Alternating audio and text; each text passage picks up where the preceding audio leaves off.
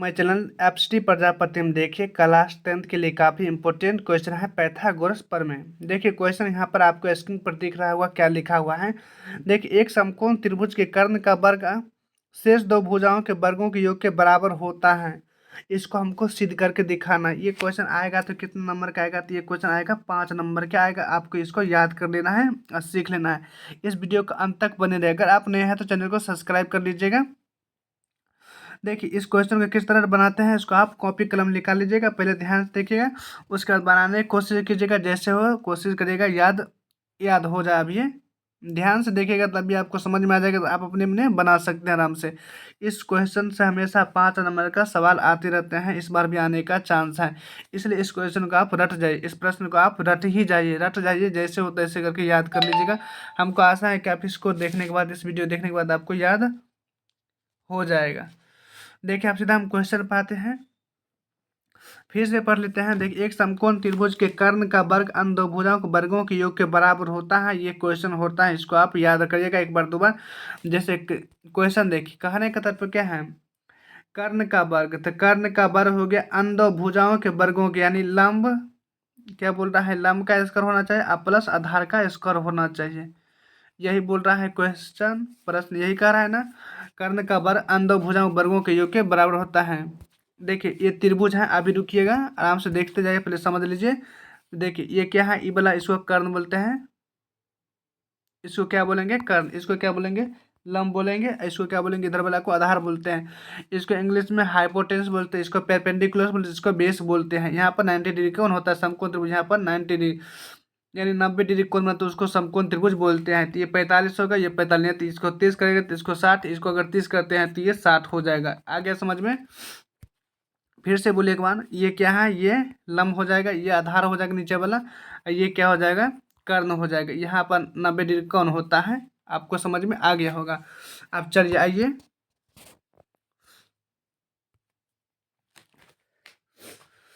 देखिए सबसे पहले क्या करिएगा, एक त्रिभुज बनाते हैं। क्या करते हैं, एक त्रिभुज बनाते हैं।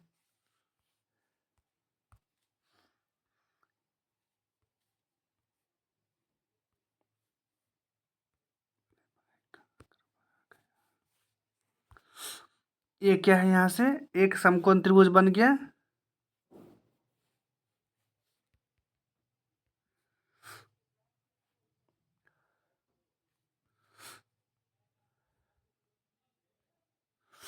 देखिए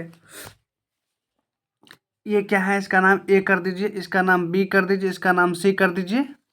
हो गया। अब देखिए बोला है कि एक समकोण त्रिभुज के कर्ण का वर्ग लिखेंगे। सबसे पहले यहाँ पर क्या लिखेंगे, दिया हुआ है। क्या लिखेंगे यहाँ पर, दिया हुआ है। तो यहाँ पर सवाल में जो बोला है उसको 2 लाइन लिख दीजिएगा, ताकि आपका पूरा नंबर मिल जाएगा। यहाँ से क्या दिया हुआ है कि देखिए ए त्रिभुज A B C, A B C एक सम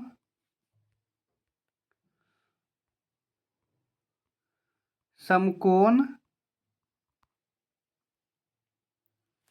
त्रिभुज है, जिसका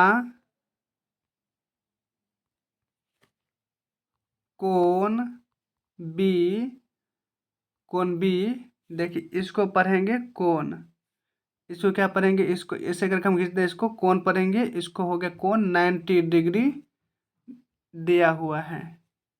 इतना तो आप गया होगा समझ में। आगे देखिए ए बी सी डी एक समकोण त्रिभुज है जिसका कोण भी समकोण है। अब लिखेंगे यहाँ पर सिद्ध करना है। क्या लिखेंगे, सिद्ध। लास्ट टाइम बोला है ना, कर्ण का वर्ग अन्य दो भुजाओं के वर्गों के योग के बराबर होता है, तो वही हमको सिद्ध करना है। तो क्या सिद्ध करना है, तो इसमें देखिए त्रिभुज में, तो यहाँ पर क्या है, ए सी, क्या है ए सी, यहाँ पर ए सी, ये क्या है, ये कर्ण है। ये क्या है, लंब, ये आधार हो जाएगा। यहाँ से लिखेंगे तो ए सी स्क्वायर बराबर ए बी, यानी लंब का स्क्वायर आप प्लस आधार स्क्वायर। हो गया, यही सिद्ध करना है। रचना से क्या करें, रचना यहाँ पर क्या लिखना है, रचना। लिखना है रचना। रचना, रचना में क्या लिखना है, उस पर त्रिभुज जो दिया हुआ है उस पर क्या करते हैं, वहां से बी से लंब एगो डाल देते हैं, बी थी बी सी पर, ए सी पर लंब डाल देते हैं। ये रेखा है ना यहाँ पर, ये रेखा जो दिख रहा है यहाँ से बी से क्या करते हैं, ए सी पर लंब डाल देते हैं। तो लिखेंगे इसका नाम कर देते हैं यहाँ से डी कर देते हैं। लिखेंगे बी डी लंब ए सी पर खींचा, यानी ये हो गया बी डी लंब ए सी पर खींचा। आ गया समझ में। अब देखिए इसमें दो त्रिभुज ले लेते हैं। एगो त्रिभुज क्या करते हैं, बड़ा वाला लेते हैं, एगो छोटा वाला, एगो कौन लेते हैं, बड़ा वाला। तो बड़ा वाला आपको दिख रहा होगा यहाँ पर ए बी सी। यहाँ से क्या करते हैं, एगो लंब खींच देते हैं। यहाँ से क्या करते हैं, लंब खींच देते हैं। ये लंब हो गया, इसका नाम हो गया बी डी हो गया। लंब खींच दिया है तो बड़ा वाला त्रिभुज ए बी सी लेंगे और छोटा वाला त्रिभुज ऊपर वाला ले लेते हैं, नहीं तो नीचे वाला ले लेते हैं। कोई एक त्रिभुज ले लेते हैं, जैसे यहाँ पर ले सकते हैं। यहाँ पर ये कोण क्या हो गया, 90 डिग्री की यहाँ पर बन गया, यानी ए लिख सकते हैं ए डी बी। क्या ले लेते हैं यहाँ से, ए डी बी, नहीं तो ले लेते हैं यहाँ से D C B, D C B, या नहीं तो डी ए बी ले लेते हैं। ऐसे करके घुमा के ले लेते हैं यहाँ से। अब लिखते हैं यहाँ पर त्रिभुज ए बी सी तथा त्रिभुज बी। त्रिभुज बी, वहाँ पर नहीं बी नहीं है, वहाँ पर क्या है डी है। लिखेंगे डी ए ऊपर डी ए तक बाद नीचे आ जाएगा तो बी, त्रिभुज बी डी ए, मतलब डी ए बी में, त्रिभुज डी ए बी में दिख रहा है। देखिए यहाँ पर त्रिभुज यहाँ से लिया है डी ए बी में, ये त्रिभुज लिया है डी ए बी में, डी ए बी में। आ गया समझ में। आप देखिए यहाँ से, अब इस त्रिभुज आपको देखिए कुछ कुछ दिखाई दे रहा है। अगर अगर यहाँ पर लंब खींचा हुआ है, अगर ये नीचे में यहाँ पर क्या है, ये लंब खींचा हुआ, इस त्रिभुज पर लंब जो खींचा हुआ इस यहाँ पर 90 डिग्री कौन होगा, और समकोण त्रिभुज होते हैं तो इसका भी यहाँ पर 90 डिग्री होगा। देखिए समकोण त्रिभुज आती है यहाँ पर 90 डिग्री कौन होबे करेगा। इस पर अगर लंब खींचते हैं तो यहाँ पर कितना डिग्री कौन होगा, ये भी 90 डिग्री कौन होगा, ये भी 90, ये भी 90, दोनों 90, यहाँ पर 90। तो लिखेंगे यहाँ पर कोण, लिखेंगे कोण ए बी सी बराबर कोण। आप कोण लेते हैं ऊपर में क्या है, वहाँ पर ऊपर में है ए डी और नीचे आ जाएगा यहाँ पर बी बराबर क्या हो जाएगा, क्वेश्चन लिखेगा प्रत्येक कोण 90 डिग्री, यानी प्रत्येक कोण क्या लिखेंगे यहाँ पर 90 डिग्री है। 90 डिग्री है मतलब दोनों कोण, यानी ये कोण और ये कोण कितना डिग्री हो जाएगा यहाँ से 90 डिग्री। देखिए ध्यान से देखते रहिएगा। जैसे यहाँ पर इसका नाम ए, इसका नाम बी, इसका नाम सी, तो ये कोण कितना डिग्री है यहाँ पर 90 डिग्री। अब यहाँ पर ये खींचे तो ये कोण कितना डिग्री हो जाएगा 90 डिग्री। देखिए लंब हमेशा कितना डिग्री पर खींचा जाता है 90 डिग्री पर, तो ये कोण यहाँ पर 90 डिग्री, यानी ये कोण ये पूरा और ये कोण कितना हो जाएगा, क्या हो जाएगा 90 डिग्री हो जाएगा। अब देखिए ध्यान से कुछ दिख रहा होगा। देखिए यहाँ पर ए बी सी, तो ए बी सी ये भुजा देखिए, ये भुजा नहीं देखिए, ये देखिए ये हो गया, यहाँ से खींचते हैं तो कौन ये है ना, ये वाला ई वाला ई वाला ये कौन बड़ा वाला त्रिभुज में भी आ रहा है और छोटा वाला त्रिभुज में भी आ रहा है। बड़ा वाला त्रिभुज ये हो गया है यहाँ पर, इसमें भी आ रहा है, और छोटा वाला त्रिभुज इसमें भी आ रहा है। इसका कहने का मतलब है जो भुजा दोनों में आते हैं उसको बोलते हैं ओबेनेस्ट। क्या बोलेंगे, दोनों में बोला है तो उसको क्या बोलेंगे, ओबेनेस्ट बोलेंगे। तो कौन लिखेंगे, कौन लिखेंगे, कौन क्या लिखेंगे यहाँ पर, कौन लिखेंगे, कौन भुजा रहा है, ऊपर में ए आ रहा है और नीचे से भी क्या हो जाएगा ए ए क्या लिखेंगे यहाँ पर, उभयनिष्ठ लिख देते हैं। क्या लिखते हैं, उभयनिष्ठ है। आगे समझ में, क्योंकि दोनों भुजा क्या है, दोनों में आ रहा है ना, ये वाला कौन, इसलिए उभयनिष्ठ हो गया। अब देखिए यहाँ से लिखेंगे त्रिभुज ए बी सी, त्रिभुज। अब यहाँ पर क्या है, समरूप लिखेंगे। ये किसका चिन्ह हो जाएगा, यहाँ से समरूप हो जाएगा, समरूप हो गया है। त्रिभुज क्या होगा, ऊपर से यहाँ पर डी ए बी हो जाएगा, यानी ये त्रिभुज क्या है, दोनों ए की समरूपता से क्या हो जाएगा, ए की समरूपता से क्या है, ये दोनों मतलब बराबर है, क्या है, समरूप है त्रिभुज ए की कोण, ए मतलब एंगल के समरूपता से क्या है, मतलब दोनों क्या है, समरूप त्रिभुज हो गया। ये आगे समझ में। इसको अगर आप देखिए इतना हो गया है तो हम क्या लिख सकते हैं यहाँ पर, तो इधर लिख सकते हैं यहाँ पर ये जो रेखा है यहाँ पर, इसका नाम ए, इसका नाम बी, इसका नाम सी, यहाँ पर नाम इसका डी है। तो क्या लिख सकते हैं, देखिए इसमें आप देखिए छोटा त्रिभुज का ध्यान से देखिए, छोटा त्रिभुज कौन है, तो छोटा त्रिभुज का ये वाला है, तो इसका मान लीजिए कर्ण कौन हो जाएगा, छोटा त्रिभुज का कर्ण कौन हो जाएगा, तो छोटा त्रिभुज के कर्ण ये हो जाएगा। अब बड़ा त्रिभुज का कर्ण यहाँ से ये हो जाएगा, यानी छोटा त्रिभुज के कर्ण बटा बड़ा त्रिभुज का कर्ण ले लीजिए। तो छोटा त्रिभुज के कर्ण यहाँ पर क्या हो जाएगा, छोटा त्रिभुज के कर्ण हो जाएगा यहाँ से इधर हो जाएगा ए बी हो जाएगा। अब बड़ा त्रिभुज का कर्ण क्या हो जाएगा, यहाँ से ए सी हो जाएगा। ऊपर में देखिएगा तो हो गया। आप देखिए यहाँ पर ऊपर में क्या है, ये साइड में जो भुजा लिए हैं, इधर से जो भुजा लिए हैं, इधर से ये भुजा जो ले रहे हैं इधर से, ये है ये भुजा, ये क्या है, इसको आप अगर मानते हैं, इसको अगर लंब मानते हैं, इसको अगर लंब मान लेते हैं ये वाला भुजा को, यानी छोटा त्रिभुज का लंब बटा बड़ा त्रिभुज का लंब ले लीजिए। तो छोटा त्रिभुज का लंब यहाँ पर क्या है, ये मान लेते हैं, बड़ा त्रिभुज का लंब यहाँ पर क्या है, बड़ा त्रिभुज का लंब यहाँ से ये हो जाएगा, बड़ा त्रिभुज का लंब यहाँ पर क्या हो जाएगा, ये लंब क्या है, बड़ा त्रिभुज का लंब हो जाएगा। छोटा त्रिभुज का लंब यहाँ से क्या हो जाएगा, ये हो जाएगा। यहाँ पर ये भुजा जो दिख रहा है, ये भुजा क्या है, छोटा त्रिभुज का लंब हो जाएगा। अब लिखेंगे छोटा त्रिभुज का लंब क्या हो जाएगा यहाँ से, तो छोटा त्रिभुज का लंब हो जाएगा यहाँ से हो जाएगा ए डी। अब बड़ा त्रिभुज का लंब क्या हो जाएगा ए बी। देखिए पहले हम क्या लिए हैं यहाँ पर, कर्ण बट्टा कर्ण, यानी छोटा त्रिभुज के कर्ण बट्टा बड़ा त्रिभुज के कर्ण लिए हैं। फिर लिया है लंब बट्टा लंब, यानी छोटा त्रिभुज का लंब बट्टा बड़ा त्रिभुज का लंब। अब इन दोनों को मल्टीप्लाई करिए कोना कोनी, इसको इसको मल्टीप्लाई कर दीजिएगा तो यहाँ से क्या निकल जाएगा, यहाँ से निकल जाएगा ए, क्या निकल जाएगा यहाँ से, ए बी स्क्वायर बराबर हो जाएगा ए सी इंटू ए डी हो जाएगा। इसको समीकरण आप पहला मान सकते हैं। इतना आ गया समझ में।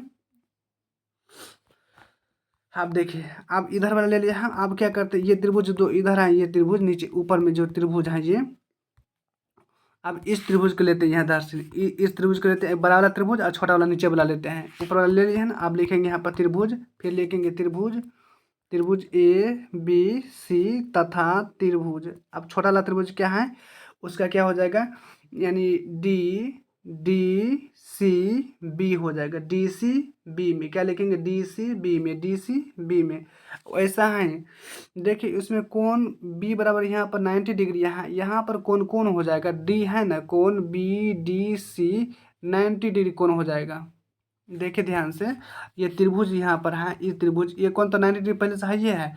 अब ये कोण त्रिभुज क्या हो जाएगा इधर से, देखिए बी, ये बी है ना, ये बी है, ये सी है, ये डी है, यानी बी, यानी बी सी डी ऐसे लेते हैं। तो ये कोण क्या है यहाँ पर, ये 90 डिग्री कोण, ये कोण दोनों 90 डिग्री हो जाएगा।